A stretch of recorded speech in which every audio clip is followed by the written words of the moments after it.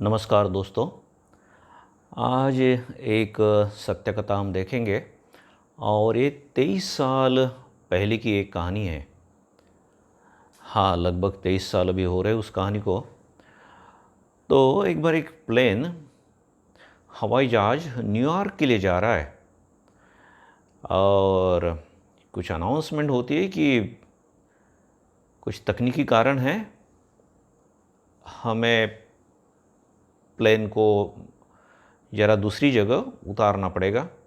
अब हम समझ सकते हैं कि इस समय पैसेंजर लोगों के मन में क्या विचार आएंगे। अरे यार, बड़ी मुसीबत आ गई। तो खैर, कनाडा का एयरपोर्ट रहता है नज़दीक ही, एक छोटा सा एयरपोर्ट है और वो अनाउंस करते हैं कि जल्दी ही हम यहाँ से फिर से उड़ जाएंगे। अब पैसेंजर लोग को मालूम है कि एक छोटा सा एयरपोर्ट है, ठीक है। जैसे ही एयरपोर्ट नज़दीक आता है, खिड़की में से देखते हैं कि और दो प्लेन उनके प्लेन के आजू बाजू में मंडरा रहे हैं, चक्कर काट रहे। तो बोलते क्या बात है यार, ये तो छोटा सा एयरपोर्ट है और दो प्लेन ऑलरेडी यहाँ घूम रहे हैं। और थोड़ा सा नीचे नज़र करते हैं तो 5-6 प्लेन तो वहाँ ऑलरेडी आ गए हैं। अरे आज क्या बात है यहाँ। और जब उनका प्लेन, अब कुछ न कुछ पैसेंजर के मन में कुछ अशुभ विचार आ ही जाते हैं। बोले कुछ तो गड़बड़ लग रही है। और जब इनका प्लेन लैंड करता है तब देखते हैं, अरे यहाँ तो ऑलरेडी 20-25 विमान हैं। अब आपस में पूछने लगते हैं, अरे क्या बात है यार, हमारे प्लेन में तकनीकी खराबी है, ये बात तो ठीक है, लेकिन ये सभी 20-25 विमानों में जरूर दाल में कुछ काला है। अब कोई कुछ बता नहीं रहा है। कुछ तो आशंका इनके मन में आ रही है। और दोपहर के लगभग 12:30 बजे है और उनको प्लेन से नीचे भी नहीं उतरने दिया जा रहा है, बाहर का कोई अंदर भी नहीं आ रहा है। हाँ, पुलिस की टीम आ रही, थोड़े से डॉक्टर वगैरह, कुछ डॉक्टर की ज़रूरत भी नहीं थी। और धीरे धीरे लोग ये गिनते हैं, और एक प्लेन आ रहा और दूसरा, तीसरा, चौथा, ऐसे करते करते 50-60 प्लेन हो गए वहाँ। हे राम, इतना सा छोटा सा एयरपोर्ट, शायद ये एक आध फ्लाइट यहाँ आती है और यहाँ तो 50-60 प्लेन हो गए। तो जबरदस्त आशंका उनके मन में हो रही है, कुछ तो भयंकर हो गया है। अच्छा, ये लोग फ़ोन लगाने की चेष्टा कर रहे हैं, फ़ोन नहीं लग रहा है। न्यूयॉर्क में ये लोग फ़ोन लगाने की चेष्टा कर रहे हैं, उधर फ़ोन नहीं लग रहा है। खैर, अब दूसरे दिन और पूरी रात उनको वहीं बिठाया दिया जाता है, ठीक है। इनका क्रू जो है, कर्मचारी वृंद, वो बहुत अच्छी तरह से इनसे पेश आ रहे हैं। तो थोड़ा थोड़ा कुछ एक अंदाजा आ गया कि न्यूयॉर्क में कुछ गड़बड़ हो गई है।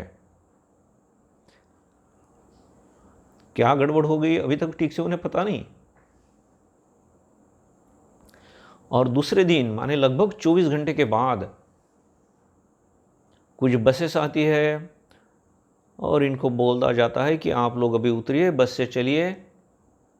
एक छोटे से होटल में उनको लिया जाता है, लेके गए।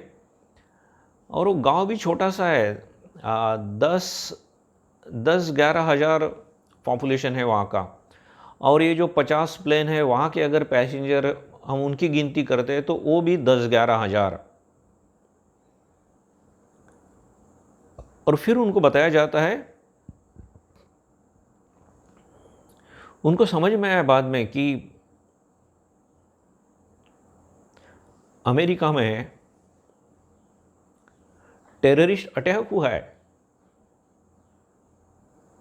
ट्विन टावर उड़ा दिया गया है।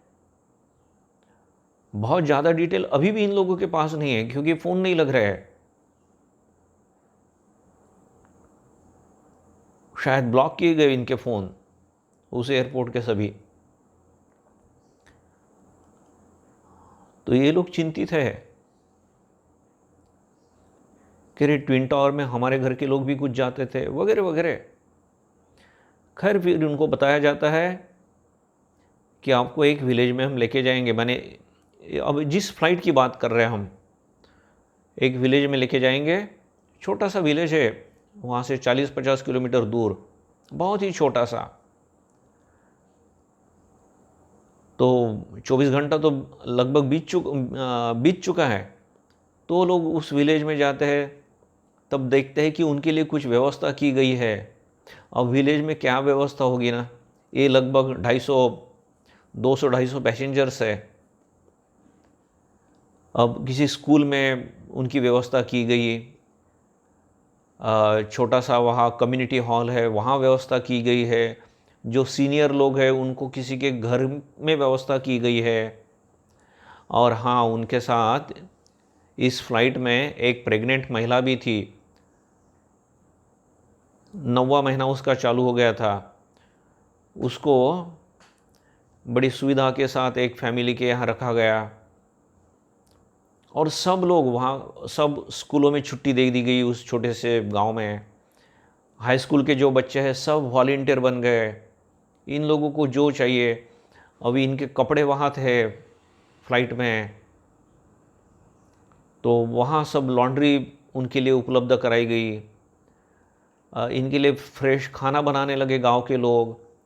अब यहाँ देखिए, कभी कभी हम देखते हैं ना, बाढ़ में कोई ट्रेन फंस जाती है पानी की वजह से, तो वहाँ भी लोग पहुँच जाते हैं, लेकिन दूध के रेट बढ़ा देते हैं। पकोड़े वाले पहुँच जाते हैं तो पकोड़े के रेट बहुत बढ़ जाते हैं। टैक्सी वाले, रिक्शे वाले रेट बहुत बढ़ा देते हैं, है ना। ऐसा भी देखते हैं। और कुछ एनजीओज़ भी है, वो पहुँचती है, उन लोग को मदद भी करती है।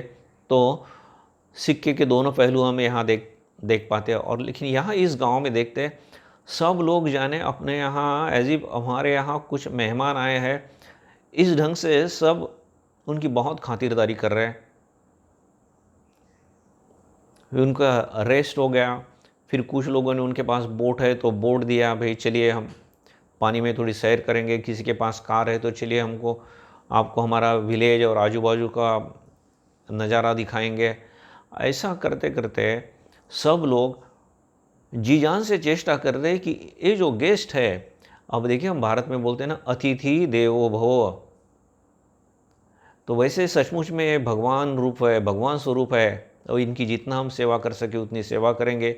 इस हिसाब से, अपने अपने हिसाब से, अपने अपने सामर्थ्य के अनुसार सब लोग इनकी बहुत सेवा करने लगे। और ऐसे लगभग वहाँ 2 या 3 दिन हो गए। और बाद में उनको बताया गया कि अभी हम बसेस आएंगी और आपको एयरपोर्ट लेके जाएंगे। अब दोस्तों, एक गांव के लोगों के साथ ये लोग इतना घुल मिल गए थे, गांव के लोग इनके साथ इतना घुल मिल गए, बहुत लोगों को दुख होने लगा। शायद कुछ लोग रोने लगे। और ये जो प्रेग्नेंट महिला थी, उसको गांव के लोग कुछ प्रेजेंट दे रहे, उसको बोल रहे कि ज़रूर हमें बताना खुशखबरी, हम होने वाले बच्चे के लिए प्रे करते हैं, प्रार्थना करते हैं। एक बड़ा ही इमोशनल सीन था वहाँ। इन लोगों को भी उस गांव को छोड़ते समय बहुत दुख हो रहा था। आनंद भी हो रहा था कि चलो अभी हम न्यूयॉर्क पहुँच पाएंगे, और यहाँ दुख भी हो रहा था कि इतने अच्छे लोग, हमारे अपने लोग छोड़ के हम जा रहे हैं अभी। एक दूसरे को गले लगा रहे। सबके पास अभी एक दूसरे के नंबर हो गए हैं। खैर एयरपोर्ट पहुँचे, फिर से जो फॉर्मेलिटीज़ है वो पूरी हुई और फ्लाइट में बैठे। अब ना ये जो लगभग 218 प्रवासी थे, इन सबको एक दूसरे के नाम मालूम हो गए थे अभी। हम जनरली भी फ्लाइट में बैठते हैं तो बाजू के आदमी का नाम भी हमें कभी पता नहीं चलता, 99.99%, है ना। और यहाँ तो अभी सभी लोगों को, 218 लोगों को एक दूसरे के नाम मालूम हो गए, एक दूसरे को नाम से बुला रहे, और सब अपना अपना स्टोरी बता रहे हैं अभी फ्लाइट में। और ऐसे समय एक आदमी उठता है, एयर होस्टेस के पास जाके बोलता है, प्लीज़ मुझे एक अनाउंसमेंट करनी है।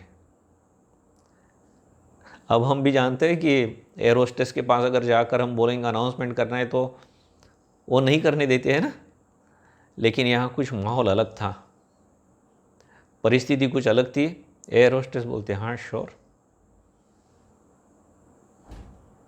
और वो रूंधे गले से बताता है सब लोगों को, बोले भैया देखो कितनी मुसीबत में हम फंस गए थे, और इन गांव के लोगों से हमारा कुछ भी परिचय नहीं था, उन्होंने अपने घर खाली कर दिए, हमारी वजह से उन लोगों को कितनी तकलीफ हुई, और हमारा बहुत अच्छी तरह से ख्याल रखा उन लोगों ने। नाउ इट्स और रिस्पॉन्सिबिलिटी कि उनके लिए हमने कुछ करना चाहिए। You see, this is law of Karma.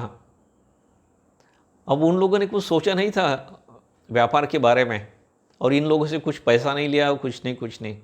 लेकिन ये लोग बोलते भैया हम लोग एक ट्रस्ट बनाएंगे, उस ट्रस्ट का नाम रखेंगे डेल्टा 15, क्योंकि ये जो फ्लाइट है इस फ्लाइट का नाम है डेल्टा 15। तो बोले उस नाम से एक ट्रस्ट बनाएंगे तो मैं इतना पैसा देता हूँ। और सभी लोग बोलते हैं हाँ हाँ, उस गांव के बच्चों के लिए हमने कुछ करना चाहिए, उनके हायर एजुकेशन के लिए हमने कुछ करना चाहिए। तो सभी लोग पैसा देने लगते हैं। और कुछ श्रीमंत लोग हैं, बोले हम भी देंगे, हमारा नंबर लिख के रखिए, हम अपने गांव जाते ही देंगे। और एक आदमी के पास दिमाग में आता है, अरे बोले जिसका एक कंपनी है डेल्टा 15, उस कंपनी से भी संपर्क करेंगे कि भाई ये तो आपका फ़्लाइट है, और आपके फ़्लाइट के लोगों का, पैसेंजर्स का इन लोगों ने इतना ख्याल रखा है, तो ये तो आपकी भी कुछ जिम्मेदारी बनती है।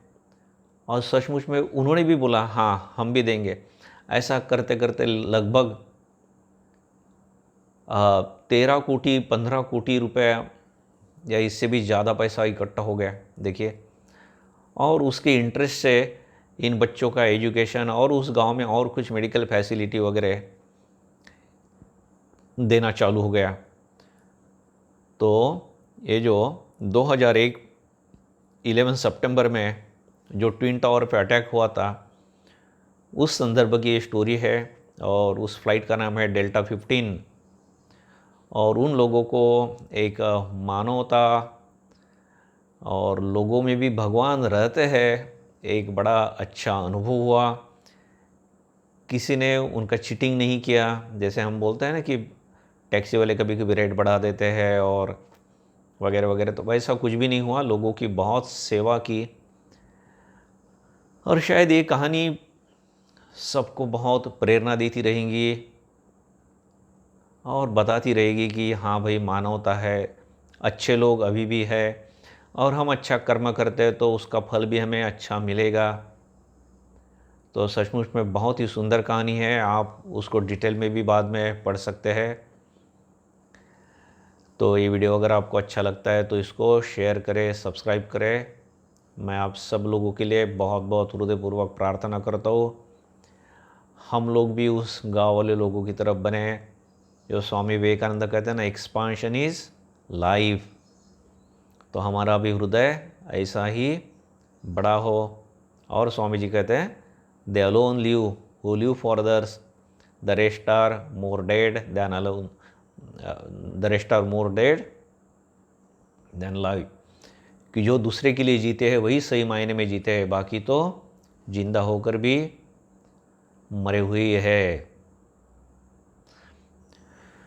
तो खैर, ये प्रेरणादायी कहानी हमारे हृदय में रख के हम यही रुक जाते हैं। Thank you.